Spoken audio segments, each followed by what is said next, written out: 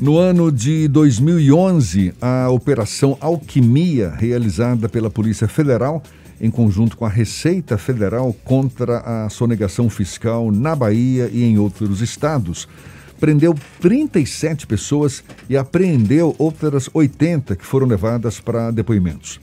O inquérito policial foi interrompido sem que qualquer nome fosse denunciado, mas até hoje as pessoas envolvidas nesse caso sofrem consequências financeiras, morais, sem falar no abalo psicológico que a operação também provocou.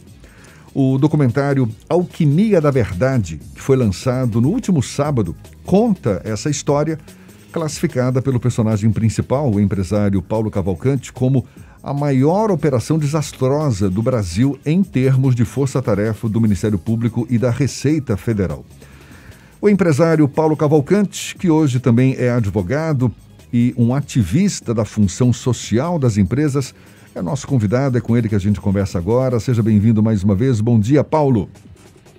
Bom dia, Jefferson. Bom dia, Fernando. Bom dia, os ouvintes da Isto é Bahia. Prazer. Na Rádio à Tarde. É um prazer imenso estar de volta com vocês aqui, à sua disposição, meu amigo. Prazer todo nosso também.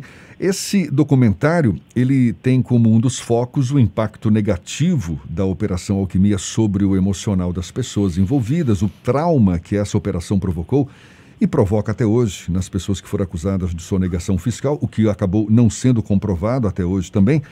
E fala ainda das irregularidades da própria operação, que não teria tido base legal para ser realizada, como foi realizada, não é? E hoje, 10 anos depois, Paulo, é uma história que continua. Você, inclusive, no final do documentário, afirma que não vai desistir de buscar justiça.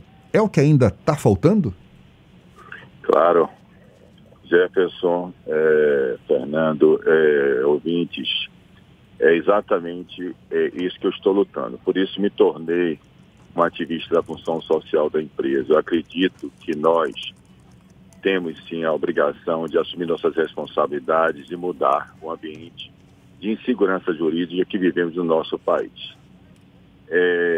Quando a Operação Alquimia, só para vocês compreenderem que estão ouvindo também, ela foi trancada, já transitado de julgado, quer dizer que já passou por todos os recursos jurídicos, Superior Tribunal de Justiça, Superior Tribunal Federal, e foi trancada sem, como você mesmo falou, sem sequer uma única pessoa ser denunciada. Quer dizer, isso não existe processo nenhum, nunca existiu. Mas imagine o seguinte, eu vou dar um exemplo para vocês, que vocês estão ouvindo vão entender o que está acontecendo hoje no nosso país. Hoje está na moda falar em fake news. O fake news é aquela informação, aquela notícia que é dada nas redes sociais, uma informação falsa, uma informação mentirosa, uma informação com o intuito de prejudicar, denegrir uma imagem. E imagine que o fake news, hoje você vai e tem os instrumentos para você perceber se é ou não fake news. Agora imagine um fake news, ele sendo informado ao povo, à imprensa, por quem tem presunção de verdade. Porque tem a presunção e nós temos a crença de que eles estão ali para nos dar segurança jurídica, para nos proteger, o cidadão comum. Imagine o fake news, ele ser passado para a imprensa, passado para todos os ouvintes, as pessoas que estão assistindo a nível nacional, de uma operação feita pela Força Tarefa, Polícia Federal, Ministério Público Federal, Procuradoria da Fazenda Nacional, que é a Receita Federal, informando por um delegado irresponsável, imprudente. Eu não vou usar a palavra dolo, porque eu não posso provar o dolo. Como você sabe que eu fiz direito e hoje sou advogado também, mas irresponsável eu chamo ele sim, tranquilamente. É isso que eu estou querendo fazer. Você sabe que eu respeito e nós temos que acreditar em tão importante que é e fundamental que é as nossas instituições públicas. Um país republicano, democrático, polipartidário, tem que ter suas instituições federais, estaduais, municipais fortes, e nós precisamos disso. Então, quero deixar bastante claro que eu não estou aqui abrindo nenhuma frente contra as nossas instituições. Ao contrário, estou querendo que a gente não generalize, mas entenda que tanto faz ser privado como público, são pessoas, e gente erra. Pode ser médico, advogado, motorista de caminhão, motorista de ônibus, pode ser ele quem for, político, pode ser ele advogado, pode ser quem for. Mas gente erra. E o delegado federal, o procurador também erra, e o juiz também erra. E quando eles erram, quando eles cometem qualquer tipo de ilegalidade, eles não podem se esconder atrás do Estado, das instituições. Eles precisam pagar pelos seus erros. Então, quem comete um fake news daquele, dizer que na casa da minha mãe, que vocês conheceram, encontrou ouro, da Orobras, como já explicou, o pai da estar lá depois de renda, ele fala 2 quilos de ouro, como se 2 quilos de ouro fosse alguma coisa absurda. Na Ilha do Tesouro, e estava foragido, e tal, que vai na televisão, delegado federal, e diz, explicando numa coletiva de imprensa, que se trata da maior organização criminosa internacional, com lavagem de dinheiro, evasão de divisa, crime contra a ordem financeira, sonegação fiscal, essa pessoa ela não pode depois se tornar deputado federal, como aconteceu com o doutor delegado Marcelo Freitas. Agora, Paulo, só para ficar claro, né? Porque, tudo bem, você está dizendo aí, estou aqui para responder é um caso que já foi transitado em julgado, ou seja, está praticamente arquivado, não se denunciou ninguém, não é, a partir dessa operação toda. Agora, foi uma acusação muito grave, não é, feita na época, né, de sonegação fiscal, fraude, formação de quadrilha, falsidade ideológica, lavagem de dinheiro. O que serviu de base para que se levantasse essa suspeita toda? Vamos lá. Primeiro, eu quero colocar para vocês o que eu estou dizendo exatamente. Primeiro, eu quero dizer que quando eu falo do linchamento e continuar existindo na Procuradoria Nacional, é isso, né? É muito bem explicado naquele nosso documentário. Em 1990, 2002, eles então começaram a investigar uma questão de sonegação fiscal ou uma empresa lá em Juiz de Fora. Por isso que veio de Minas, Juiz de Fora. Imagina que eu estou falando de 2002. 2011 foi nossa operação. 10 anos se passaram sem a gente saber, sem ser chamada. A Sazil, todo mundo conhece, graças a Deus. A gente teve dentro do nosso estado, com todo mundo, um reconhecimento claro do nosso trabalho, com essa nossa história toda, né, de quando começamos. E sabe que produto químico é controlado pela Polícia Federal, não existe como você ter inventário de sonegação em produto químico, não existe. Ainda mais contra a fiscal eletrônica, ao contrário, nossa empresa pagou em 5 anos 100 milhões de impostos. Essa era uma empresa que tinha diretamente 600 empregados, 1.200 prestadores de serviço no Brasil inteiro. Então não tem como uma empresa dessa ser sonegador fiscal. Ao contrário, é suporte de receita. É isso que eu falo. Ocorre que em 2008, 2009, há um erro do Banco Mercantil do Brasil, informando que na conta da Sazil ele movimentou 23 bilhões de reais.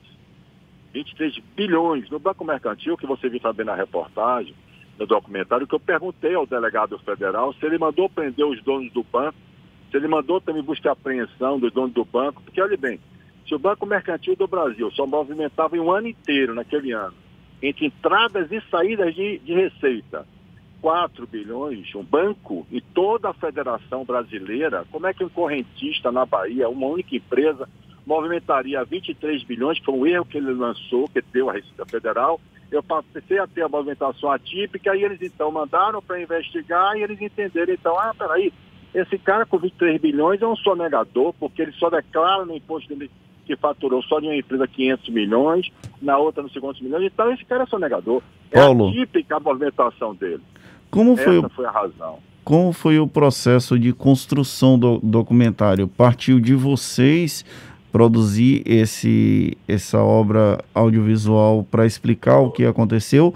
Ou houve um interessado que procurou, viu a história? Como foi que surgiu a ideia do documentário?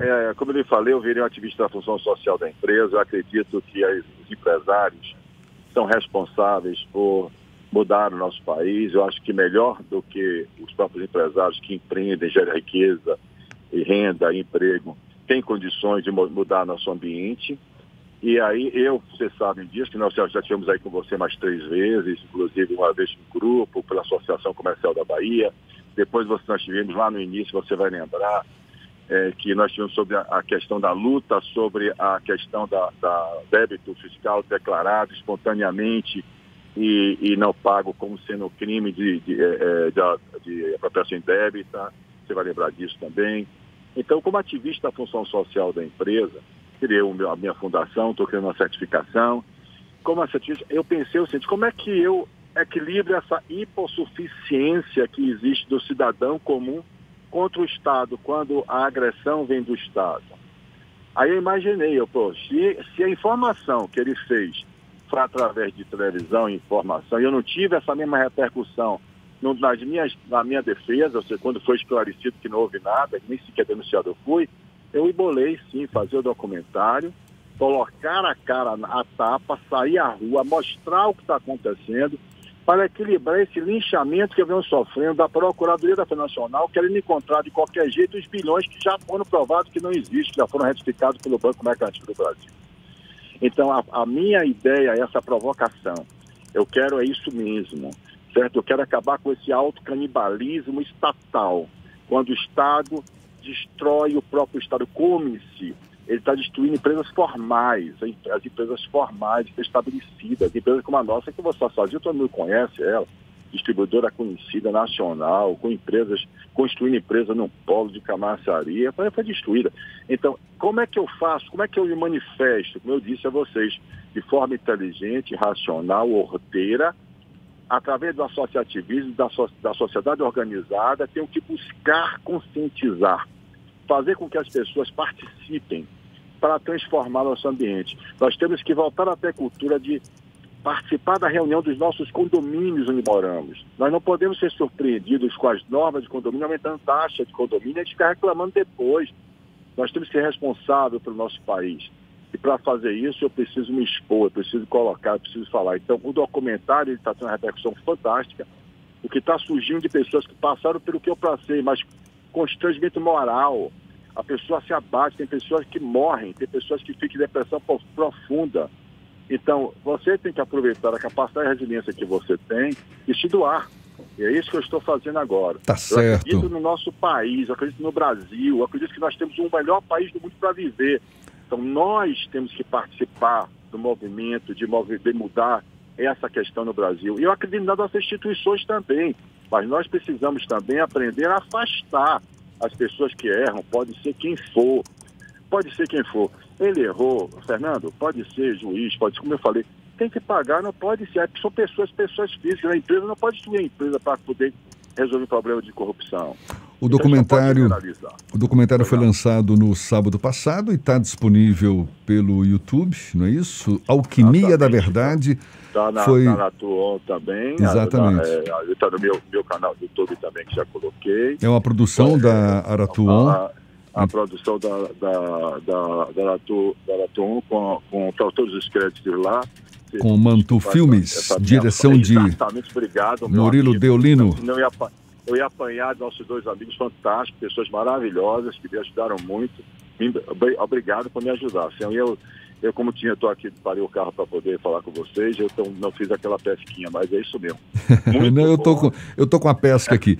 É produção da Aratuon em parceria com a Mantu Filmes e direção de Murilo Deolino e Felipe Lousado. Maravilha. Paulo, muito obrigado. Todo mundo. Obrigado a você pela oportunidade de sempre. Eu sinto saudade de vocês, porque vocês realmente são demais, tá? Tanto você como o Fernando. Obrigado a vocês da tarde. Obrigado pela sua oportunidade sempre, amigo. Seja sempre bem-vindo aqui conosco.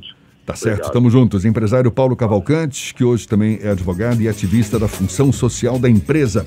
Agora, 8h49 na Tarde FM.